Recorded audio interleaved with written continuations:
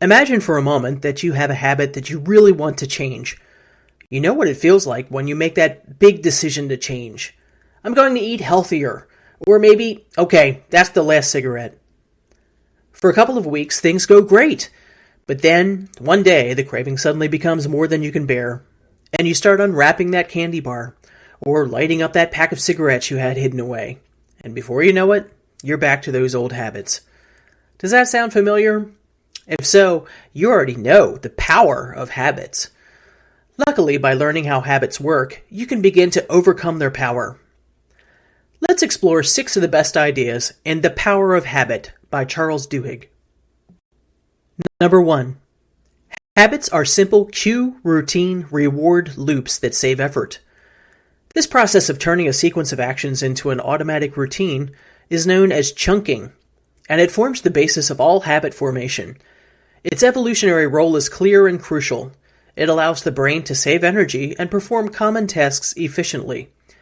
That means even a complicated act that demands concentration at first, like backing out of the driveway or finding your office inside of a big complex, eventually becomes an effortless habit.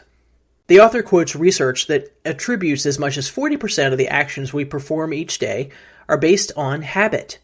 In general, any habit can be broken down into a 3-part loop. First, you sense an external cue, like your phone alarm jarring you awake. This creates an overall spike in your brain activity as your brain decides which habit is appropriate for the situation. Next comes the routine, meaning the activity you're used to performing when faced with this particular cue. You march into the bathroom and start the shower with your brain virtually on autopilot. Finally, you get a reward, a feeling of success, and in this case, a clean body that's ready to get dressed. Your overall brain activity increases again as your brain registers the successful completion of the activity and reinforces the link between the cue and the routine. Habits are incredibly resilient, which is a benefit in many cases and a burden in others. Unfortunately, this resilience means that even if you successfully kick a bad habit, like smoking, you will always be at risk of relapsing. Number 2. Habits stick because they create craving. Kicking a bad habit is hard because you develop a craving for the reward at the end of the habit loop. The good news is that craving works for forming good habits as well. For instance, studies show that people who manage to exercise habitually actually crave something from the exercise, be it an endorphin rush in the brain, a sense of accomplishment, or the treat they allow themselves afterward. This craving is what solidifies the habit. Given the power of habits, it should come as no surprise that companies work hard to understand and create such cravings in consumers. The toothpaste industry has long been a leader in this effort by popularizing the cool, tingly sensation that minty fresh toothpaste offers after a thorough brushing. That pleasant feeling serves to prove that the toothbrushing worked, as their mouth tastes cool.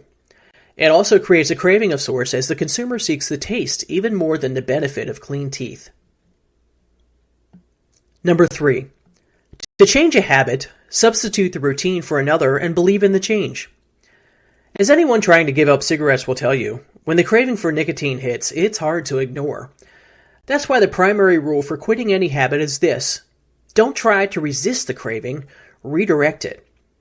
In other words, keep the same cues and rewards, but change the routine that occurs as a result of the craving.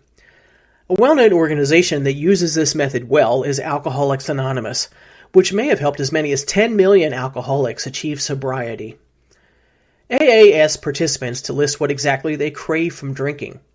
Usually, factors like relaxation and being around friends are far more important than actual intoxication. AA then redirects with new routines that address those cravings, such as going to meetings and talking to sponsors for companionship. The idea is to replace drinking with something less harmful. However, research on AA members shows that, although this method works well in general, it alone is not enough. They need to have an extra safety measure in place when stressful events occur. That's when the old habit can simply become too strong to resist, no matter how long the respondent had been in the program. Further research has indicated that those who resist relapse and remain sober often rely on belief. This is why spirituality and God feature prominently in AA philosophy. Believing in God also helps participants believe in the possibility of change for themselves, which makes them stronger in the face of stressful life events. Number 4.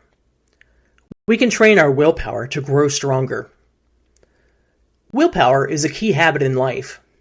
However, as you might have noticed if you've ever tried to start exercising more, willpower can be terribly inconsistent. Some days hitting the gym is a no-brainer.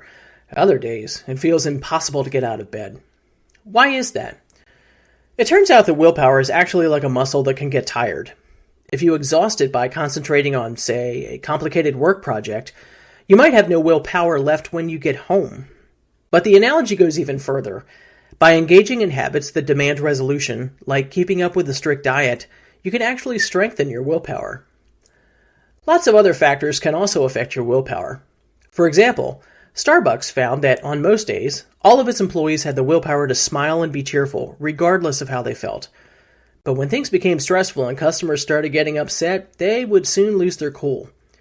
Based on research, executives at the company determined that if baristas were mentally prepared for challenging situations and planned out a response before the problem happened, they could muster enough willpower to follow the plan even when under pressure. Number 5. The Power of Habit book discusses 3 uncommon ways in which you can grow your total willpower capacity over time. 1. Do something that requires a lot of discipline. For example, a tough wake-up regimen or strict diet will make you constantly practice delaying gratification and thus give you more willpower to exert through your day. 2. Plan ahead for worst-case scenarios. Even just thinking about your boss yelling at you before it ever happens will help you not lose your cool when it does. 3. Preserve your autonomy. When a person discovers that their own power of choice has been removed, their willpower is likely to disappear. When you're assigned tasks by someone else of much you have no choice but to do, your willpower muscle tires much quicker.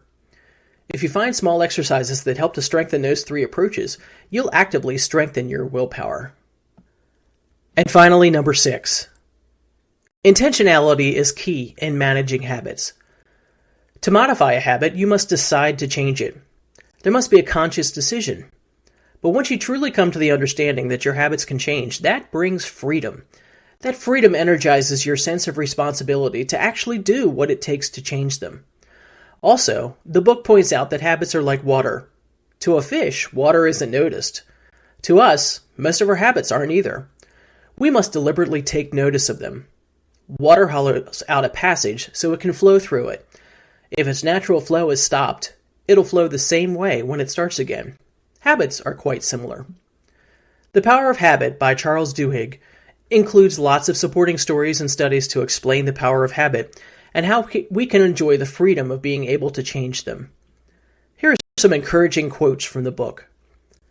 Change might not be fast, and it isn't always easy, but with time and effort, almost any habit can be reshaped.